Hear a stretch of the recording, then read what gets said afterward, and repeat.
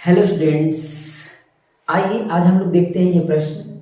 ये very important question है और बोर्ड पेपर में पिछली बार आ भी चुका है। ठीक है ना। इस प्रश्न को देखते हैं। क्वेश्चन नंबर 10 है 3C का। सबसे पहले क्वेश्चन में क्या बोला है कि समीकरण इतना को और इतना को आपको हल करना है। हल करने का मतलब एक्स वाई का मान निकालना है। ठीक है, एकदम सिंपल। और बोला है हल करना हम लोग चूंकि सीख ही चुके हैं। और y बराबर mx प्लस 3 तो m का मान बताना है। ठीक है ना। ये क्वेश्चन आप बिल्कुल पढ़ लीजिएगा, क्वेश्चन नंबर 10 है। ठीक, चलिए देखते हैं इसको कैसे हल किया जाएगा। तो सबसे पहला काम है कि ये हमारा एक इक्वेशन है, समीकरण है, दूसरा समीकरण है। इन दोनों समीकरण को हल करना है। हम लोग विलोपन विधि से भी सीख चुके हैं और प्रतिस्थापन विधि से भी सीख चुके हैं। तो पेपर में अगर कुछ बोला है कि विलोपन से करिए, प्रतिस्थापन से करिए तो ठीक है, नहीं बोला है तो विलोपन विधि से करिए, सबसे बेस्ट तरीका है। ठीक है ना। विलोपन विधि सबसे बेस्ट तरीका है करने का।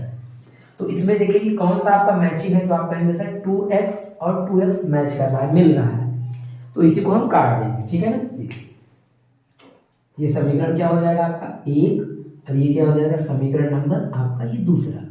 और एक चीज और दिया है, इसको हम लोग समीकरण नंबर क्या मान लेंगे 3। इसका काम लास्ट में पड़ेगा। क्यों? जब x और y का वैल्यू निकल जाएगा तो इसमें हम लोग पुट कर देंगे, रख देंगे तो m का वैल्यू आ जाएगा। ठीक है, चलिए तो ये समीकरण 1 और 2 क्या किया जाए। तो ये 2x है, ये 2x है, ये भी प्लस है, ये भी प्लस है, दोनों प्लस है। तो जोड़ेंगे तो कभी नहीं कटेगा क्योंकि जोड़ के 4 आ जाएगा। तो हम घटाएंगे ताकि माइनस आ जाए और कट जाए। ठीक है ना। चलिए तो लिखेंगे क्या, समीकरण 1 माइनस 2 से समीकरण 1 और 2 को घटा देंगे। घटाने पर लिखेंगे 1 वाला समीकरण 1 और फिर इसके नीचे समीकरण 2 बराबर -24। चलिए घटाइए इसको। कैसे घटाया जाता है, सबसे पहले चिन्ह बदलते हैं। तो प्लस है तो माइनस, माइनस है तो प्लस, माइनस है तो प्लस। ठीक, ये क्या हो गया, कट गया क्योंकि माइनस प्लस हो गया तो कट गया। ये भी प्लस, ये भी प्लस, 3 और 4 कितना बन जाएगा 7y। ठीक है ना। बराबर में 24 और 11 जोड़ देंगे तो 4 और 1 कितना बन जाएगा 5, 2 और 1 ये 3, 35 हो जाएगा। ठीक है ना। अच्छा, जब हम इस चिन्ह को बदल दिए हैं तो कुछ बच्चे क्या करते हैं कि इस चिन्ह को देखने लगते हैं। ये चिन्ह बदल चुका है ना, तब इसको नहीं देखना है। प्लस, ये भी प्लस तो जुड़ जाएगा। अच्छा, 7 बटे में चला जाएगा तो y बराबर में 35/7 यानी 35/7 कट कर देंगे। 7 बचे 35, 5 आ गया। y का वैल्यू हमें कितना मिल गया 5। अब क्या किया जाएगा, इस y के वैल्यू को समीकरण नंबर 1 में या समीकरण नंबर 2 में हम लोग रख देंगे तो अपने आप x का मान आ जाएगा रखने पर। ठीक है ना। चलिए समीकरण 1 में आते हैं, लिखेंगे क्या,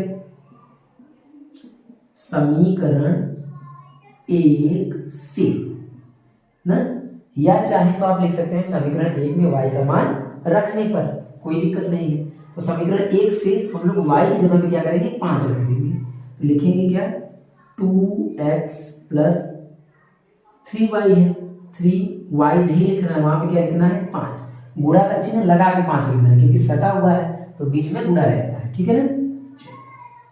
11 5 3 15, 15 आ गया ये बराबर में 11।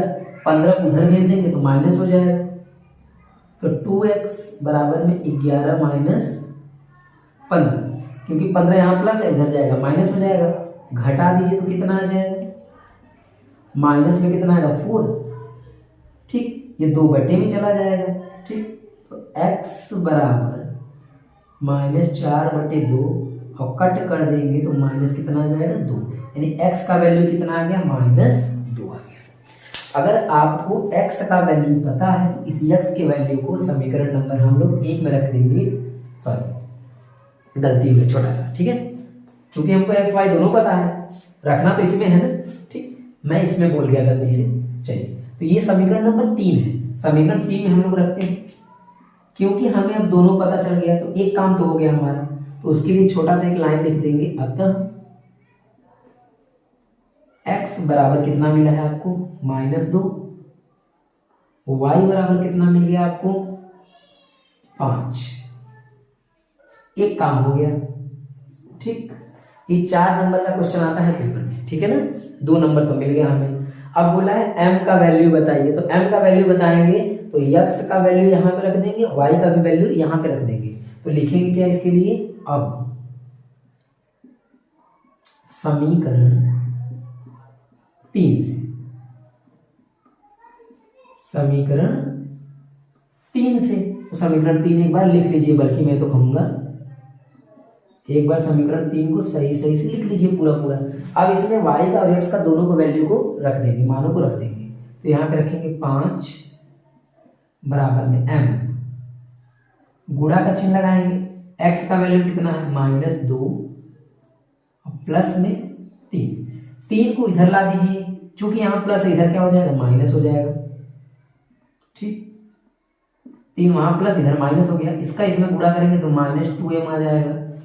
घटा दीजिए 2 बराबर में -2m, ये 2 बटे में चला जाएगा क्योंकि यहाँ पे गुणा है तो भाग में चला जाएगा।